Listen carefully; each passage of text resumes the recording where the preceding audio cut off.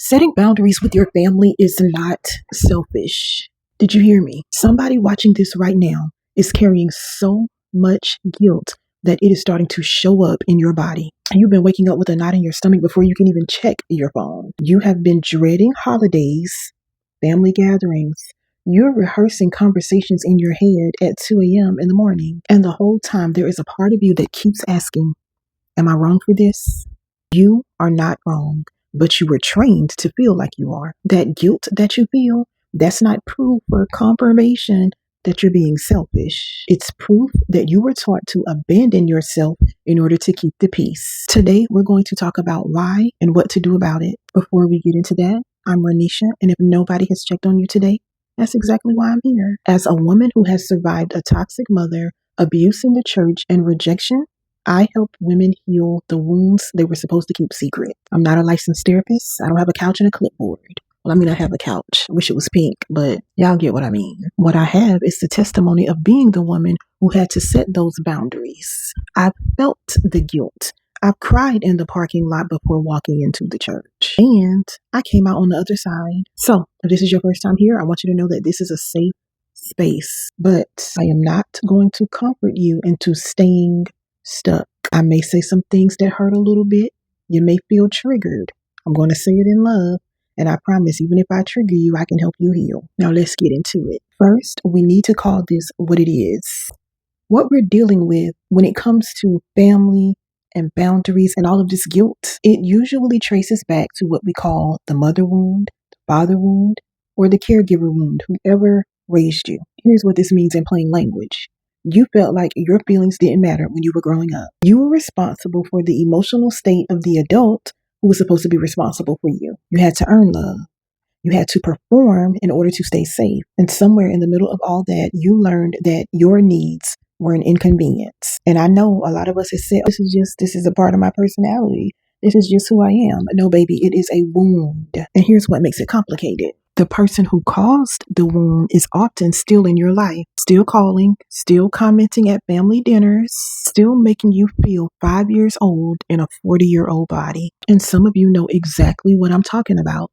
You go home for the holidays, and within 45 minutes, you don't even like the version of yourself that has shown up. You get quieter. You start shrinking. You stop saying what you think. And then you get in the car to leave, and you feel exhausted in a way that sleep is absolutely not going to fix. That is your nervous system protecting you. The mother wound, and I'll just use that term broadly, it creates a pattern. You learned to self-abandon early. You learned that keeping the peace mattered more than telling the truth. You learned that your job was to manage other people's emotions, not your own. And now that pattern doesn't stay at home. It follows you into your friendships, into your romantic relationships, into your workplace, even literally everywhere, which means healing this wound isn't just about your mama or your daddy or your grandma that raised you. It's about your life. Now let's talk about this here guilt, because this is what keeps women stuck longer than anything else. You know what you need to do. You know the relationship is hurting you. You know the pattern is toxic. And yet every time you try to pull back, every time you try to say no, every time you try to create space, you feel like the worst person ever. Let me explain why this happens, because it ain't random. Excuse my country grammar. This is actually very predictable once you understand the mechanism. Most people don't know that guilt is a conditioned response. It's something that you were taught to feel in specific situations. And when a parent, especially a mother or a father, has used your love, your loyalty, or your fear as tools to keep you in line, your nervous system learns that leaving or pushing back is dangerous. So the guilt isn't evidence that you're wrong. The guilt is an alarm system that was installed when you were a child that's going off because you're doing something that used to cost you love. Let me say that again for the people in the back, The guilt is the alarm system that was installed when you were a child. It's going off because you're doing something that used to cost you love. Some of your mothers were masters at what's called emotional blackmail. After everything I've done for you, you're just like your father. My goodness, I don't know where I went wrong with you. Fine, I just won't bother you anymore. These are not neutral statements. They are calculated moves, whether conscious or not. These things are designed to make you pay an emotional price for having needs. And then there's enmeshment. Some of you were so intertwined with your families or your parents' identity and emotional needs that having your own life literally makes you feel like you're betraying them. Not because you are, because you were never taught where they ended and you began. And then here's my personal favorite. That's still your mama. That's still your daddy. That's still your grandma. That's still your family now. I feel like I sound like something off Django. Okay. Yeah, she is my mother. Isn't that sad? That is my father. So heartbreaking. I wish they knew that. I wish they realized that. Hear me when I say this. You can love someone completely and still not give them unlimited access to your heart, your body, your mind, your time. Do you see where I'm going with this? Your peace. How can I forget about peace? Your joy, your home, etc. Love and access are not the same thing. Somebody type that in the chat. Drop that in the chat. Love and access are not the same thing. Now, let's talk about your body, because a lot of you were taught in the church, just pray it through, whatever it is, just pray it through. Just forgive and move forward. Oh, you just got to give that over to God. I'm not saying that those things don't matter. What I'm saying is, if we continue to over spiritualize things that are actually nervous system matters, we are going to keep wondering why we are still being triggered, even though we have prayed and fasted about a thing 100 times. Your nervous system isn't broken. It's doing exactly what it learned to do. When you have a hard conversation with a family member, do you notice that your chest gets tight? Does your stomach start flipping?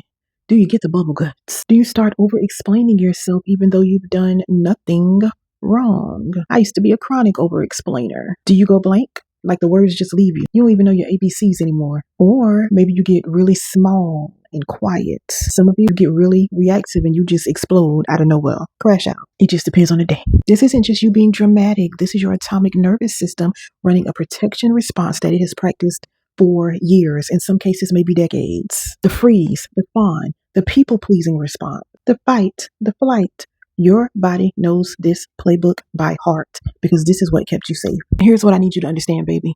You can't think your way out of a nervous system response. You cannot logic your way into feeling safe when your body believes it isn't. This is why affirmations alone don't work. That's why knowing better doesn't automatically mean doing better. Healing has to go into the body. It has to go into the place where you stored the fear, the shame, the guilt that you were not allowed to express. If this is landing for you right now, if you're like, oh, Renisha, nobody has ever explained it like this, tell me before, girl, I want you to save this video. Save this video, send it to someone that you know needs to hear it. Put some kind of comment in the comment section, even if it's just your favorite emoji. Y'all help me push my content out, please. All right. This conversation is just too important for it to get lost in somebody's timeline. So we need the YouTube algorithm to pick up this video and understand that people want to hear what I'm saying. All right. So let's go somewhere that a lot of boundary conversations skip: the grief. Let's keep it a buck. Underneath the anger, underneath the resentment, the frustration, and the exhaustion, for most women, there's grief. Deep, quiet, very old grief. You are not just mad at your mother. You are heartbroken that you didn't get the mother you needed. I remember seeing a comment on social media where this husband, I don't know, maybe it was on TikTok, but this husband commented under a video about going, like his wife had to go no contact completely with her mother. And basically he said that even though he can tell how it affects his wife, he can also say that this is the best thing she's done. Like he could tell she needed this. It had to happen. And I was just like, girl, it's just a blessing to have a man to support you in that, instead of one talking about, well, you know, that's your mama and you need to. Okay. So for some of you, absolutely no contact is needed. For others, you can set boundaries and things like that, right? Understand that you are grieving the version of childhood when someone saw you were hurting and made it better. You are grieving conversations that you never got to have, the apologies that never came, the protection that was not there, the warmth that you had to search for everywhere else because it wasn't at home. Baby, that's a loss, a real one, and it deserves to be named. Here's what I've noticed in my own journey and even working with women. We try to skip the grief because it feels like if we go there, will never come back. Or we feel like naming the grief means blaming our parents for everything that went wrong in our lives. Or we've been told by the church that grief is a lack of faith, that if you really trusted God, you'd be over it by now. Nah, grief isn't a lack of faith. Grief is what happens when you finally get honest about what you lost, and you cannot heal what you will not feel. Man, I remember when I just used to suppress it, my childhood and what my mama did and how she's always been, or at least since my daddy died, just suppress it, act like, it don't bother me because I'm a G. I'm just a pretty gangster. That's all that is. You see what I'm saying? Baby, no. Survival mode. I just didn't want to feel it. When I started feeling it, that's when I was able to heal it. Like, so it really does bother me. Oh, this is why I respond to men the way I do. Oh, this is why I don't trust men or women. Some of you have been so busy holding it together for your kids, for your job, for your family, for your ministry, that you never actually sat with the reality of what your childhood cost you. I'm not asking you to blame anyone. I'm just saying, be honest. Healing does not require for your parents to admit they were wrong. Ask me how I know. You don't need an apology to move forward. Ask me how I know. You don't need them to change. Ask me how I know. But you do need to stop pretending like it didn't hurt. And here's something that I want to say very clearly because I think it confuses people. Grieving what you lost doesn't mean you stop loving the person. You can love your mother.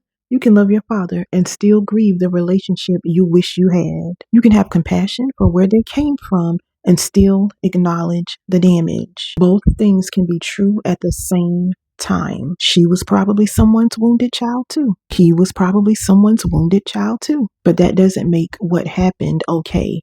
Somebody has to break the cycle. This just gives you context, and sometimes context can make grief less heavy, a little less heavy. All right, so let's get practical because I know some of y'all ready to move on and you're trying to figure out, Renisha, what do I do? A boundary is not punishment. Let me say that again because some of y'all get confused. A boundary is not punishing someone for hurting you. A boundary is information about what you need to feel safe and a decision about what you will and will not participate in going forward. Boundaries are not about controlling the other person. At the end of the day, you cannot force anyone to respect your limits. What you can do is decide what you will do if they don't. What that might look like in real life. It might mean that your calls go from an hour to 20 minutes. It might mean that you stop sharing details about your personal life because it always gets used against you. It might mean that you stop attending family events because they get toxic every time. It might mean you leave the room when the conversation starts to get heavy.